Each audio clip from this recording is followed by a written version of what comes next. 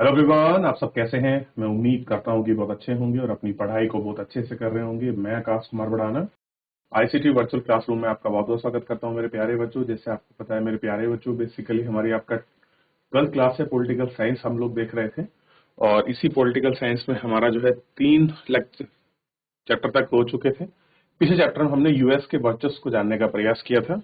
आज हम इससे आगे पढ़ रहे हैं और हमने सत्ता के वैकल्पिक जो केंद्र हैं उनको जानने का प्रयास किया है कि सत्ता के जो वैकल्पिक केंद्र हैं वो कैसे हैं और किस प्रकार है। क्लियर है? तो आइए हम इसमें आगे बढ़ रहे हैं और एक एक करके जो है हम आपको आगे बढ़ा के देखेंगे। ठीक है? तो सबसे पहले सत्ता के जो वैकल्पिक केंद्र है इसको हमने इस प्रयास के रूप में आपका देख लिया। क्लियर है? आइए सबसे पहले हम परिचय पढ़ते हैं, शुरू करते हैं। तो मैं उम्मीद करता हूं कि जो हमने यूएस के वर्चस्व को पढ़ा था, आई होप कि आपको क्लियर हुआ होगा कि 1991 के बाद से और 2001 के बाद से यूएस कैसे आपका वर्चस्वशाली हुआ, ये आपको क्लियर होगा 2001 बाद से। क्लियर है? इराक पर जब उसने अटैक किया था, ठीक, पहले इराक किस पर करता है? कुवैत पर अटैक करता है।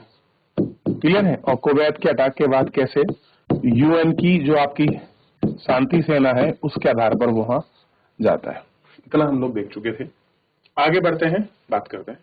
देखिए 1990 के दशक के शुरू में विश्व राजनीति दो ध्रुवीय व्यवस्था में टूटने के बाद स्पष्ट हो गई।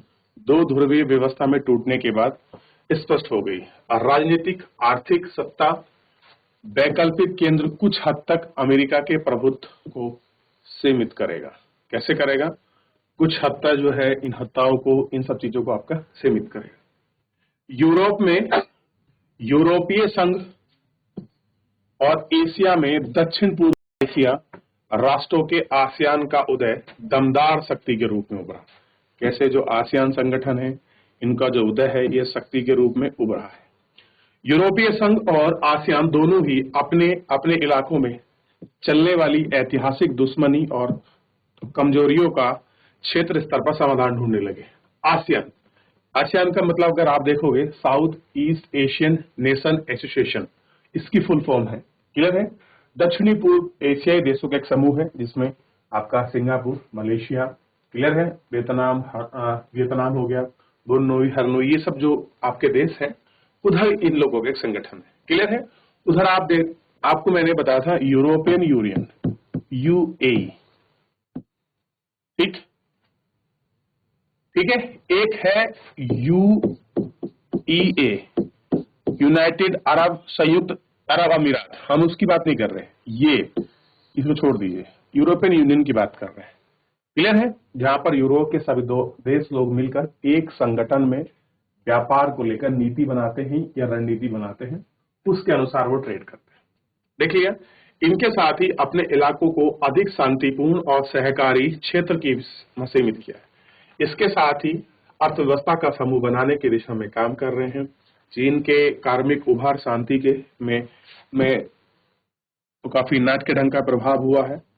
इस अध्याय में हम सत्ता के उभरने और वैकल्पिक विकल्प के केंद्र पर हम लोग आपकी नजर डालेंगे और यह जानेंगे, कोशिश करेंगे कि भविष्य में उनकी क्या भूमिका है।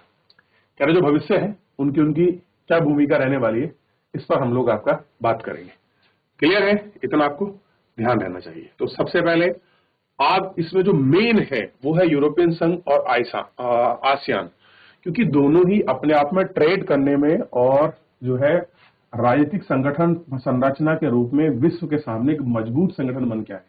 यूरोपियन संघ अपने आप में बहुत मजबूत संगठन है। ये अगर किसी के पक्ष में है, चाहे वो आपका ट्रेड को लेकर हो, राजनीतिक मुद्दे को लेकर हो या किसी अन्य मुद्दे पर, तो इसका बड़ा प्रभाव है यूरोप के, क्योंकि एक कॉन्टिनेंटल में एक अपने आप में एकजुट होकर ये आपके चलते हैं, एकजुट होकर ये अपनी नीति बनाते हैं। कह रहे हैं कि जब दूसरा विश्व युद्ध समाप्त हुआ, अब आपको पता होना चाहिए 1945 में जब आपका सेकेंड वर्ल्ड वॉर आपका फिनिश हो रहा है, समाप्त हो रहा है, उसके बाद क्या हो रहा है? यूरोप के अनेक नेताओं ने यूरोप के सवाल को लेकर परेशान थे। क्या यूरोप में अपनी पुरानी दुश्मनी को फिर से शुरू करना चाहेंगे या अंतर्राष्ट्रीय संबंधों में सकारात्मक योगदान देने वाले सिद्धांत और संस्थाओं के आधार पर उस संबंध को नए सिरे से बनाना चाहेंगे?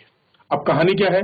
पहला है कि भैया आप दुश्मनी निभाओ, ठीक है, और दूसरा है कि आप नए सिरे से अपने संबंधों को स्थापित करो।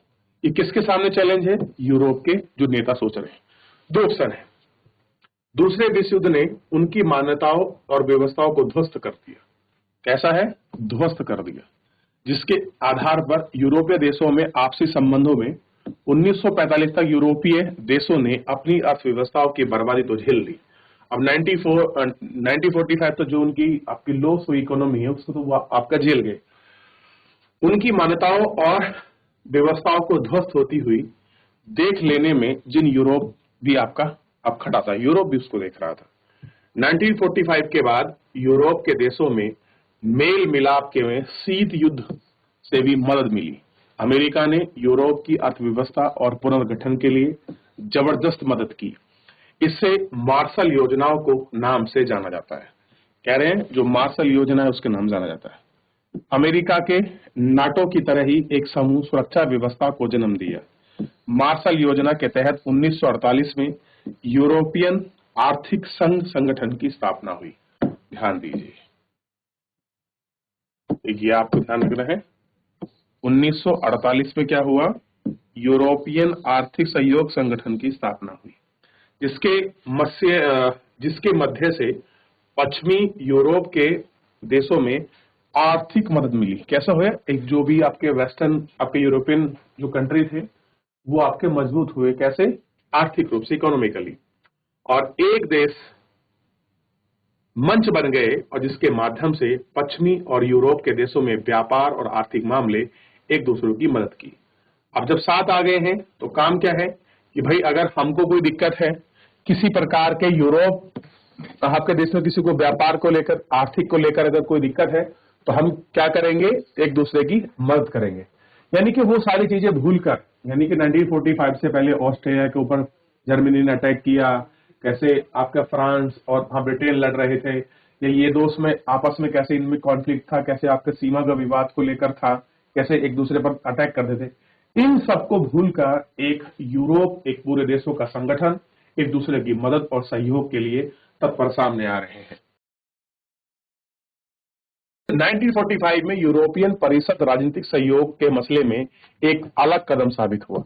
यानी कि 1945 में क्या हुआ? एक यूरोपियन काउंसिलिंग बनी जो आपके पॉलिटिकल इन्फ्लुएंस को लेकर थी, और यूरोप के पूंजीवाद देश में अर्थव्यवस्था के आपसी एकीकरण की प्रक्रिया को क्या किया उन्होंने? चरणबद्ध ढंग से बढ़ाया। और इसके परिणाम स्वरूप 1947 में यूरोपियन इकोनॉमिक कम्युनिस्ट का गठन हुआ, और यूरोपीय पार्लियामेंट के गठन के बाद इस प्रक्रिया ने राजनीतिक स्वरूप प्राप्त कर लिया। क्या कर लिया? जो पॉलिटिकल स्ट्रक्चर्स था वो उसने ले लिया, और सोवियत के गुट के पतन के बाद तेजी आई, और 1952 में इस प्रक्रिया ने यूरोपियन संघ की स्थापना हुई। तो आधार कब से बना? और 1952 में यह बना यूरोपियन संघ। यूरोपियन संघ के रूप में समान विदेश और सुरक्षा नीति, आंतरिक मामले, न्याय से जुड़े मुद्दे पर सहयोग और एक समान मुद्रा चलाने का रास्ता तैयार हो। तो कैसे है? समान देश है, सिक्योरिटी की बात करेंगे, आंतरिक मामलों की बात करेंगे। भैया हमें को लड़ाई आपस में देश में भाग नहीं जाएंगे, आपस में बैठकर सुलझाएंगे। मुद्रा का मसला है, न्याय है, यानी कि हम सारे यूरोपियन यूनियन में एक प्रकार की ही मुद्रा चलेगी। अब मैं आपसे पूछता हूं यूरोपियन मुद्रा क्या है? आप मुझे बताइए क्या है? ठीक। और लंबे समय में बने यूरोपियन संघ आर्थिक सहयोग वाली व्यवस्था को बदल देती है। कैसी है?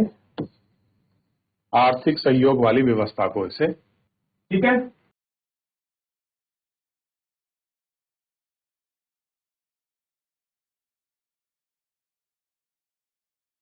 आगे बढ़े। ज्यादा से ज्यादा राजनीतिक रूप ले लिया। यूरोपियन संघ अब स्वयं ही काफी हद तक एक विशाल राष्ट्र राज्य की तरह ही काम करने लगा। हालांकि यूरोपियन संघ का एक संविधान बनाने की कोशिश तो असफल हुई, लेकिन इसका अपना झंडा, गान, राष्ट्रीय दिवस और अपनी अपनी मुद्रा है। ये देश तो संबंधों के मामले में इतने काफी हद तक साझेदार है कि विदेशी सुरक्षा नीति में भी बना ली। यहां तक इकट्ठा है। देखिए पहले क्या था, ये सब एक कानून चाह रहे थे। कैसे? हालांकि यूरोपियन संघ में संविधान बनाने की कोशिश में असफल हुए, लेकिन ये अपनी दिवस, अपनी मुद्रा को, इन सब चीजों को ऊपर बांधते रहे। नए सदस्यों को शामिल करते हुए यूरोपीय संघ ने शुरू किया कि दायरे को विस्तार को कोशिश बढ़ाया और नए मुख्य और भूतपूर्व सोवियत संघ के खेमे के एक प्रक्रिया आसान नहीं रही। अब सोवियत संघ का खेमा है टूट चुका है। अब आप जानते हैं दो ही संघ थे, दो ही ध्रुवीय पावर थी, एक यूरोपियन यूनियन और सॉरी एक यूएस और एक आपका रशिया। अब रशिया आपका टूट चुका है, क्लियर है। तो एकमात्र पावर बची थी, इसका नाम हमने कल के चैप्टर में पढ़ा था, यूएस। अनेक देशों ने इस लोगों को इस को लेकर कुछ खास उत्साहित नहीं थे, जो कि ताकतवर वाले देश को हासिल करते। अब यूरोपियन संघ को दी जाने वाली यूरोपियन संघ की कुछ महादेशों को शामिल करके सवाल पर भी असहमति हुई। कैसे हुई? इस सवाल पर भी इनकी असहमति हुई। यूरोपियन संघ का आर्थिक, राजनीतिक, कूटनीतिक और सैनिक प्रभाव बहुत जबरदस्त था। 2016 में दुनिया के दूसरी सबसे बड़ी अर्थव्यवस्था थी। इसका सकल घरेलू उत्पादन 17,000 अरब डॉलर से ज्यादा था। अमेरिका ने हाल ही में इसकी मुद्रा को अमेरिकी डॉलर के प्रभुत्व का खतरा बता सकती है और इसे विश्व व्यापार की इसकी हिस्सेदारी अमेरिका से 3 गुनी ज्यादा थी। कैसी थी? 3 गुनी। और इसी के चलते ही अमेरिका और चीन से व्यापार विवाद में पूरी धौंस की बात थी। कैसी थी? धौंस मतलब होता है अपनी पावर को दिखाना, अपनी बातों को उग्र रूप से रखना या कहना कि भाई हम अड़े हैं, हम नहीं हटेंगे। क्लियर है? आर्थिक शक्ति का प्रभाव नजदीकी देशों में नहीं बल्कि एशिया, अफ्रीका के दूर दराज मुल्कों पर भी था। अब केवल एक ही इफेक्ट पड़ेगा ऐसा नहीं है। विश्व बाजार संगठन जैसे अंतर्राष्ट्रीय व्यापार में महत्वपूर्ण समूह के रूप में काम करते थे। यूरोपियन संघ एक फ्रांस सुरक्षा के परिषद का सदस्य था। यूरोपियन संघ और देश के मुद्दे को सुरक्षाई परिषद के रूप में ये आपका उभरा और इन सब के रूप में ये आपका दिखाई देने लगा। क्लियर है? आप इनको अच्छे से देख सकते हो। और ये मैप है यूरोपियन यूनियन का, यूरोपियन यूनियन, यूरोपियन यूनियन। अब आप थोड़ा देखिए, ये है फिनलैंड, ये स्वीडन है, Denmark, Netherlands, Belgium, Landsberg, Germany, France, Spain, पुर्तगाल, यूनाइटेड किंगडम जिसको हम यूके कहते हैं, Ireland, Italy, Austria, Yugoslavia, Croatia, Hungary, Slovakia, चेक Republic, Poland, Romania, Bulgaria, Greece, Lithuania, Latvia, Estonia. ये आपका बाल्टिक सागर वाली कंट्रियां हैं सारी। ठीक है, ये आपको ध्यान रखना चाहिए। तो ये क्या है? ये यूरोपियन कंट्रियों का एक संघ है और माल्टा भी इसमें ही है, कंट्री है। ठीक है, माल्टा और साइप्रस। और एक चीज ध्यान रखिए, टर्की भी यूरोप महाद्वीप का कुछ हिस्सा में आपका टर्की आता है, यानी कि जो आपका तुर्की है उस तुर्की का कुछ हिस्सा यूरोप में के अंतर्गत आता है, इसलिए उसको क्या कहते हैं? यूरोप की बीमारी कहते हैं टर्की। क्लियर है? ये आपको ध्यान है।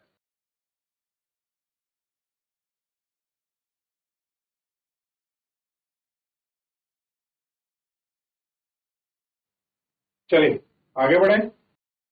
यहाँ तक कोई डाउट, कोई क्वेरी किसी बच्चे का? चलिए आगे बढ़ रहे हैं। तो हमने इन सारी कंट्रियों को देख लिया। तो ये सारी यूरोपियन की कंट्रियां हैं। क्लियर है? ये पहले पुराने मेंबर थे, ठीक है, से तो ओल्ड मेंबर, और ये जो आए हैं ये सब आपका न्यू है। तो अब ये सारे मिलकर क्या हो रहे हैं? जो ओल्ड हैं, देखिए जो ओल्ड वाले मेंबर थे, कुछ न्यू मेंबर, ये सब मिलकर यूरोपियन यूनियन हो गए हैं। क्लियर है? ये आपको ध्यान देना चाहिए। चलिए सबसे पहले देखते हैं 1951 में पश्चिमी यूरोप के 6 देश France, western German, Italy, Belgium, Netherlands और लैम्सबर्ग ने पेरिस संधि पर हस्ताक्षर करके यूरोपियन कोयला और इस्पात समूह का गठन किया। तो पहला संघ कौन सा बना? कोयला और इस्पात समूह को कितनी कंट्री थी शुरुआत में? 6। फिर मार्च 57 में इन्हीं 6 में रोम संधि के बाद फिर एक और इन्होंने अपनी आपस में ट्रीटी की और ये ट्रीटी थी रोम, और इसमें बना यूरोपियन आर्थिक समुदाय, यूरोपियन इकोनॉमिकल कम्युनिटी एंट्री हुई। फिर आपका 73 में डेनमार्क, आयरलैंड और ब्रिटेन के लोग आए। 1979 में यूरोपियन पार्लियामेंट का पहला चुनाव हुआ डायरेक्ट, ठीक है। और 1981 में यूनान यानी कि जिसको हम ग्रीस कहते हैं, देखिए जो पहले हमारा ग्रीस हम लोग यूनान बोलते हैं ना, अगर आप यूनान को देखोगे तो वर्तमान जो ग्रीस कंट्री है, ओल्ड में इसका नाम ग्रीस यूनान था, ठीक। और आपका संधि आया, फिर उसके बाद स्पेन पुर्तगाल समुदाय हुए। जर्मन का एकीकरण कब हुआ? 90 में। और फरवरी 92 में यूरोपियन संघ में आपका मस्टर्ड की संधि हुई। फिर 93 में उन्होंने बजाज संगठन बनाया। और ध्यान दीजिए 2002 में नई मुद्रा यूरो 12 देशों ने, तो आपको पता चाहिए यूरो क्या है, यूरोपियन यूनियन की मुद्रा है। मैंने ये क्वेश्चन पूछा था आपसे। 2004 में साइप्रस, चेकगन, एंटोनियो, हंगरी, लताबिया, लुठानिया, माल्टा, पोलैंड, स्कोर्बियस, अल्वेनिया और यूरोपियन संघ में ये देश और शामिल हो गए।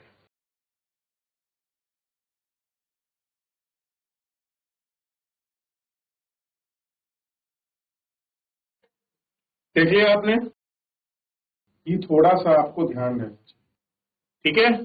चलिए देख लिया आपका जनवरी तक यूगोस्लाविया, ये सबको हमने देख लिया। अब देखिए जनवरी में बुल्गारिया और रोमानिया आ गए। 2009 में लिस्बन की संधि हुई। 12 में यूरोपियन संघ को नोबेल के लिए शांति पुरस्कार संघ बनाया, ठीक है। 2012 में यूरोपियन संघ को क्या मिला है? नोबेल पुरस्कार, यानी किसी एक देश को नहीं, संघ को मिला है। 2013 में जो क्रोएशिया कंट्री थी, यूरोपियन संघ का 28वां राज्य बना। क्लियर है? तो कितने स्टेट अब तक आपके मेंबर है इसमें? 28 मेंबर है। क्लियर होना चाहिए। 2016 में ब्रिटेन ने जनमत संग्रह करके 59.1 मतदाताओं के साथ आपका ब्रिटेन यूरोपियन संघ से बाहर हो जाएगा, ठीक। तो ये इनकी कंडीशन थी बाहर। तो इतना आप एक बार थोड़ा सा इसको नजर मारिए, ताकि पुरानी जो भी आपका संधि हुई है, ट्रीटी हुई है, आप उनको समझे कि कहां से इनकी शुरुआत है, कैसा कुछ है। क्लियर है?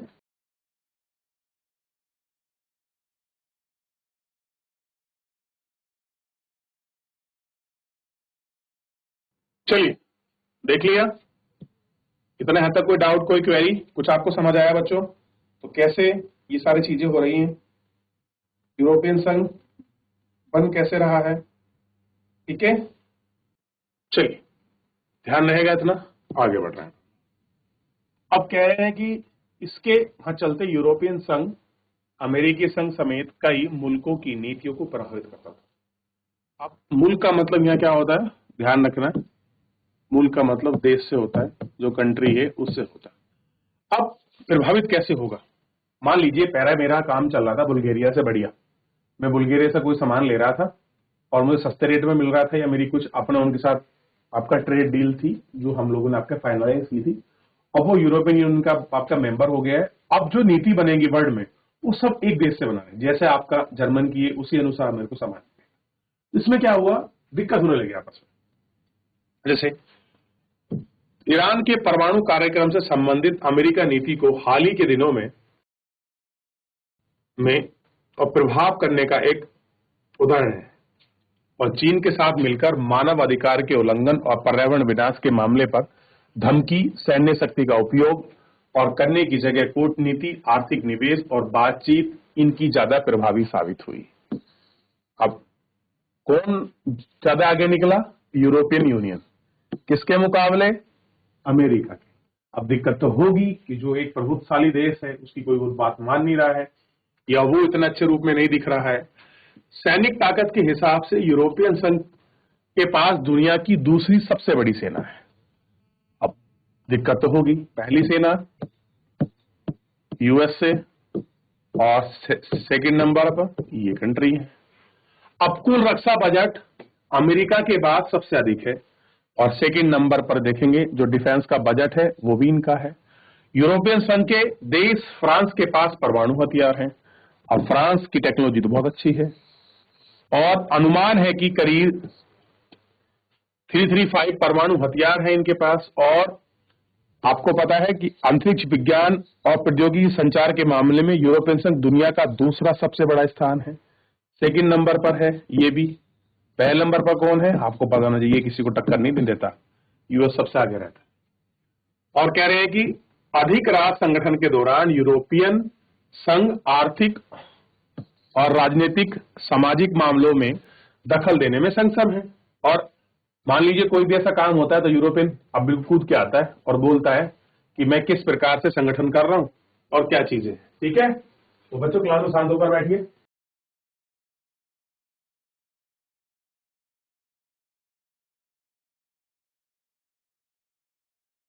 हो गया, चलिए। तो अब क्या हो रहा है, ये इकोनॉमिकल इन्फ्लुएंस कर रहे हैं और पॉलिटिकल भी और सोशल भी। कौन? European union. अब यूएस के बाद अगर कोई टक्कर दे रहा है विश्व में तो ये संगठन है। लेकिन अनेक मामलों में इसके सदस्य देशों ने अपनी विदेश और रक्षा नीति में कई बार एक दूसरे के खिलाफ भी होते हैं। ऐसा नहीं है कि बिल्कुल एक साथ है, ये बहुत बार एक दूसरे के खिलाफ भी हैं। इराक पर अमेरिका हमले में ब्रिटेन के प्रधानमंत्री टोनी ब्लेयर तो उसके साथ थे, लेकिन जर्मनी फ्रांस इस हमले के खिलाफ थे। उन्होंने कहा भाई ब्रिटेन वाले होंगे तुम्हारे समर्थन में, हम तो यूएस को खत्म मानते हैं, भाई ये बहुत गलत किया उन्होंने। अब यूरोपियन यूनियन के संगठन में कई देश हैं, जैसे अमेरिकी संगठन एक दूसरे के साथ कुछ हिस्सों को यूरो को लागू करने का जो कार्यक्रम वो किया है, काफी हद तक नाराजगी है। यही कारण है कि ब्रिटेन के पूर्व प्रधानमंत्री मार्गरेट थ्रेचर ब्रिटेन को यूरोपीय यूनियन 2000 से अलग रखा है। जो मार्गरेट थ्रेचर है ये कहते हैं नहीं भाई यार हम तो इस संघ से अलग रहेंगे। डेनमार्क और स्वीडन के मिस्टल संधि के साझेदार यूरो को मानने का प्रतिरोध करते हैं। अब ये लोग बोलते हैं भाई स्वीडन और आपका डेनमार्क, हम यूरो को क्यों माने। इससे विदेश और रक्षा के मामलों में काम करने में यूरोपियन संघ की क्षमता सीमित है। और यही जो विरोध होते हैं उनकी जो आपकी क्षमता है, एफिशिएंसी जो है, जो उनकी कैपेसिटी है, वो चीजों को थोड़ा सा क्या करती है, लिमिटेड करती है। क्या करती है, उनको लिमिटेड कर रही है। ये थोड़ा सा हमको आपका देखना है। क्लियर है?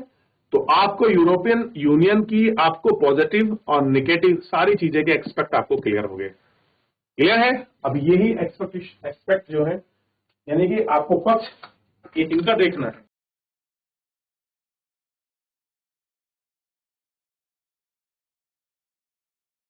देख लिया आप लोगों ने? आगे बढ़ जाए बेटा। देख लिया आप लोगों ने? चलिए अब आपको एक चीज समझ आ गई होगी कि भैया यूरोपियन यूनियन किस तरह से पावरफुल है, कैसे वो आर्थिक मामलों में, राजनीतिक मामलों में, सांस्कृतिक मामलों में अपने इंटरफेरेंस करता है और क्या उसका प्रभाव है और उसकी इंपॉर्टेंस कैसी है वर्ल्ड लेवल पर। हमने देखिए कि भाई यूएस के बाद अगर कोई है उसको टक्कर देने वाला तो यही संघ है। लेकिन मुसीबत क्या है, आपस में जो ये देश है एक दूसरे के विचार एक दूसरे से नहीं मिलते। बहुत सारे रक्षों के मामले में, डिफेंस के मामले में नहीं मिलते हैं और जो आपका ट्रेड पॉलिसी में नहीं मिलते हैं। और बहुत से लोग जो आपका यूरो यहाँ की मुद्रा है ना उसको एक्सेप्ट नहीं करते। क्लियर है? क्या हम लोग यूरो को नहीं मानते, माना कुछ और मानो, कॉन्फ्लिक्ट रहता है। लेकिन ओवरऑल अगर आप बात करो इसकी पूरे जो संघ है इसकी पर्सनैलिटी की, ये एक है, मिलकर काम करते हैं और विश्वव्यापी मुद्दों पर, वैश्विक मुद्दों पर ये एक साथ खड़े हुए दिखाई देते हैं। और यही कारण है कि यूएस थोड़ा सा जो है इनकी तरफ आपका सतर्क निगाह से देखता है। क्लियर है? क्योंकि यही एक ऐसी कंट्री है जो यूएस की राजनीति को क्या करती है, प्रभावित करती है। ठीक है, चलिए। तो कल जो है हम इसमें आगे बढ़ेंगे और कल हम इसमें देखेंगे दक्षिण पूर्व एशियाई संगठन और आसियान। बड़ा इंपॉर्टेंट है आज की तारीख में, भारत के लिए उभरता हुआ बाजार भी है और बहुत बड़ा अब संभावनाओं का आपका क्षेत्र भी है। चलिए तो फिलहाल अभी इसके लिए इतना ही, मिलेंगे नेक्स्ट लेक्चर में। तब तक अपना ध्यान रखिए, स्वस्थ रहिए, अपनी पढ़ाई को अच्छे से करते रहिए। मुझसे जुड़ने के लिए बहुत बहुत धन्यवाद।